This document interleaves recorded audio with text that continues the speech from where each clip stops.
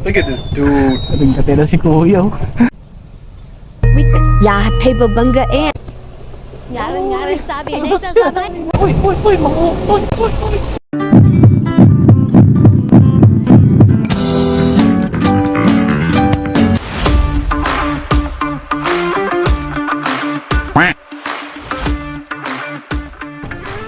Makapalaban tayo sa traffic. Traffic dito guys. Hindi ko ba alam, no? Bakit may oras ba talaga na ganito, no? Kayo ba, napapansin ninyo? Nasa tuwing papasok at uuwi tayo galing sa trabaho natin o sa eskwelahan o kung saan ka man galing. Bakit ganun? Sasabay din silang makipagsabayan sa atin, no? Ipong nagmamadali ka na, nagmamadali din sila. Ending, pare-pares na tayong naipit sa traffic. Iba naman, sadyang sabaw lang talaga sa kalye, no? Meron dyan mga anlalaking truck na pumipilit pumasok. Tignan nyo to, kagaya neto. Pinilit niyang pumasok, kaya hindi naman siya maka number 7. Ang laki-laki kasi, no?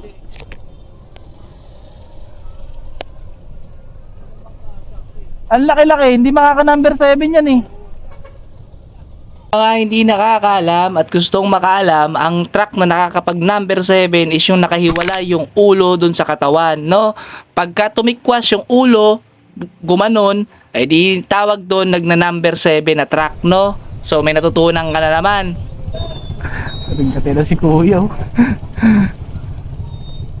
Sino ba naman ang hindi kakatihin ang bunbunan mo sa ganito kahabang traffic nang dahil lang sa isang truck na gustong pumilit na pumasok sa ganito kaliit na lugar?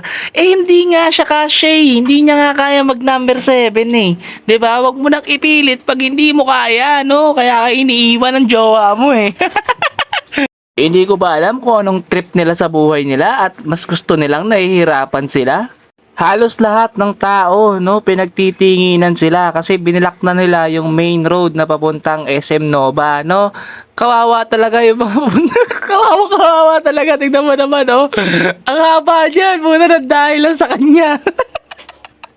Dahil lang sa kakulitan niya pumasok doon. Ang haba ng traffic na yan, promise. Kung ako sa'yo, dapat ginawa mo yan madaling araw, no? Para hindi ka naka-apekto ng ganito kahabang traffic. Tignan mo naman, no, guys? Ang haba niya, umabot yung traffic niya hanggang doon sa crossing ng Mindanao, no? Papuntang SLEX ata yun or NLEX. Grabe yung dinulot na traffic niya, no? Pero ito na lang, guys, no? Pagka may emergency kagaya na madadaanan natin ngayon, ambulance yun, guys. Dalawa yung ambulance yun na ipit sa traffic na ganito, no? Hindi mo maganda yun kasi kawawa po yung laman ng ambulance, no? Nagpi-50-50 na po yun, tapos maipit pa sa ganitong habang traffic, no? Kawawa po yung nasa loob nun. Pero maiba tayo, no? Hindi naman lahat ng dimakina sa kalye is purong makukulit, no? Karamihan dyan, hindi ko naman sa nila lahat, no? Di padyak lang, pero sobrang kulit talaga sa kalye. Kagaya na naman dadaanan natin ngayon, papakita ko sa inyo. Wala ka na ngang helmet, no? Wala ka na ngang protective gear. Nakachinelas ka pa. Kumounterflow ka pa, no? Okay lang naman sana kung mounterflow, kuya, kasi traffic naman, given naman na yan. Pero sana kompleto ka sana, no? Kahit man lang sana helmet, no? Para sakaling mabangga tayong dalawa, mabangga kita. Eh di, kung tumilapong ka man sa lupa, tumama yung ulo mo, safe ka, no? Hindi mo kakalat yung utak mo dyan sa kalye. May iba naman dyan, naka-helmet na nga, no? Kumounterflow pa rin talaga. Uy! Kakapuri ko pala sa biking.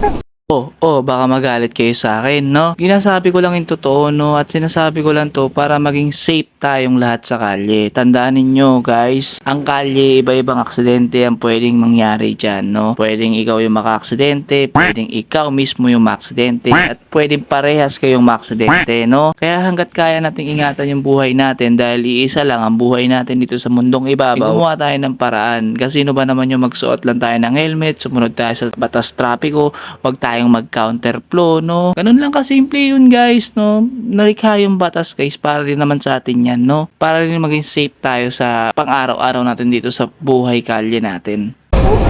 Uy!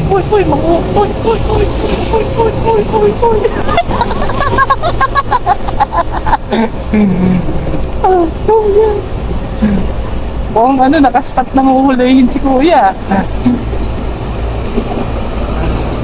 Nakaspat ng nakaspat ng may violation.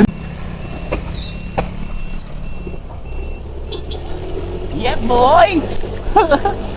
Pasok na pasok! So paano mga kaibigan, hanggang dito na lang muna tong video na to, no? Keep safe guys and well protected sana tayo ng may kapal. Ingatan nyo yung buhay nyo, nag-iisa lang yan, no? Chan MotoQuest signing out.